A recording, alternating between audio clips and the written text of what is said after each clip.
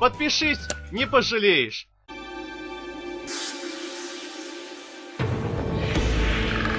Anne! Anne!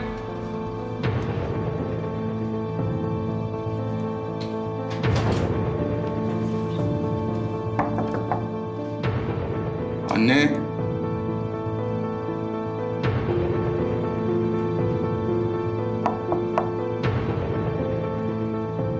Anne uyuyor musun?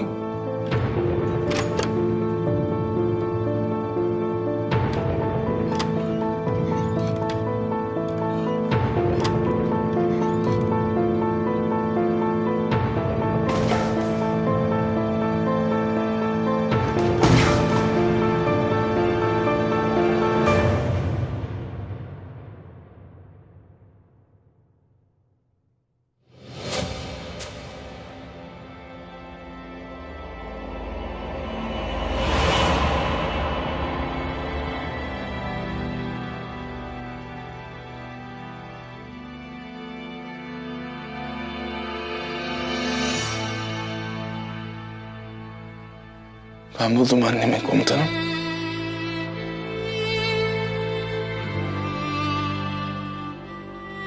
İntihar etti benim annem.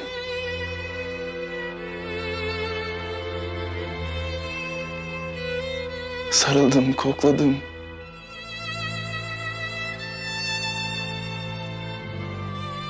O anın acısıyla kendime kızdım. Keşke yanında olsaydım dedim.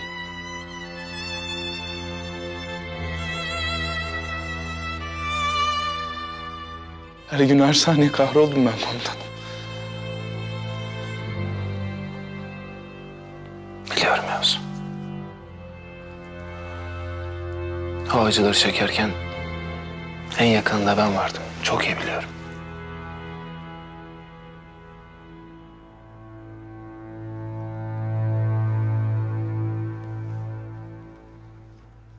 Nasıl olabilir komutanım? Kim, niye? Siz kimin yaptığını biliyorsunuz.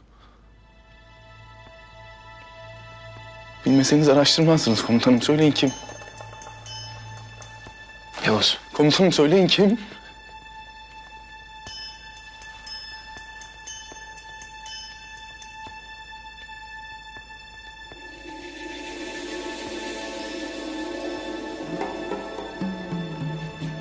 Olcay.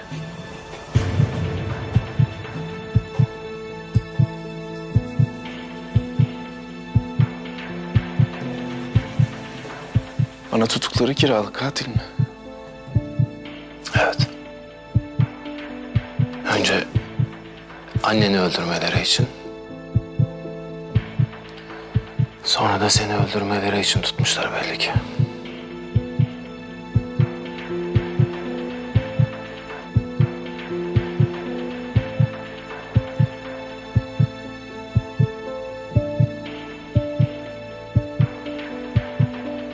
Öldüreceğim. Geberteceğim onu. Nerede o? Yavuz. İzin almadan görüşemezsin bile. Komutanım adamın biri anneme kıymış. Annemi öldürmüş. Sebebini bilmem lazım. Kimin yaptırdığını bilmem lazım. İstihbarat konuşmuş.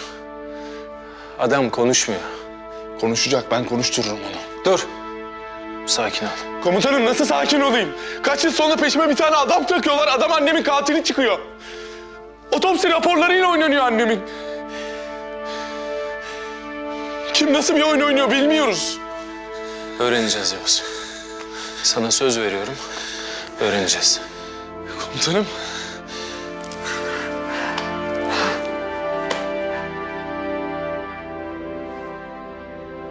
Annem benim her şeyimdi komutanım.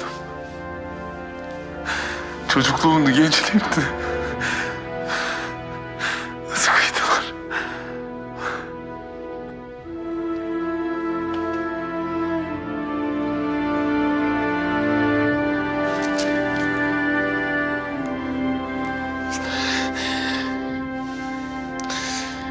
Söyleyip söylememekte çok tereddüt ettim Yavuz. İyi yaptınız komutanım söyleyerek. Olcay bu işin içindeyse Agah da olabilir. Delireceğim, nasıl bir oyunun içindeyiz, kafayı yiyeceğim. Çözeceğiz. Hepsini tek tek çözeceğiz. Sen şimdi git kendini topla. Tamam, hadi aslanım. Hadi.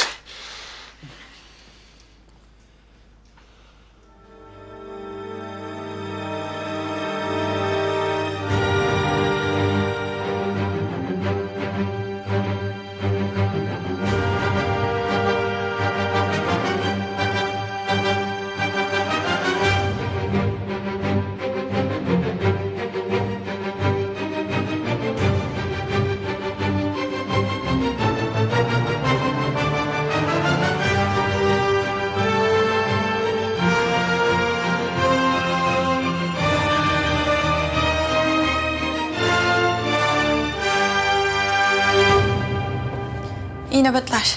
Erdem Yarbay burada mı? Evet, buradaydı. Niçin sormuştunuz? Mülteci kampı ile ilgili. Yardıma ihtiyacım var. Odasına bakın. Oradadır. Teşekkürler.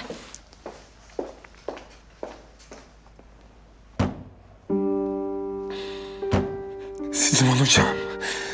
Sizi bulacağım. Hepinizin tek tek gırtlağını sıkacağım. Hepinizin. Ne istediniz benim annemden?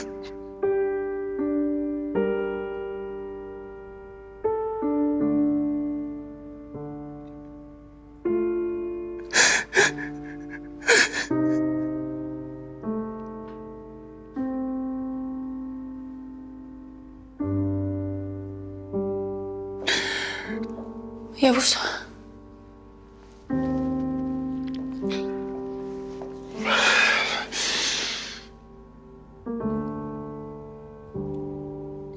İyi misin? İyi miyim, bir şeyim yok.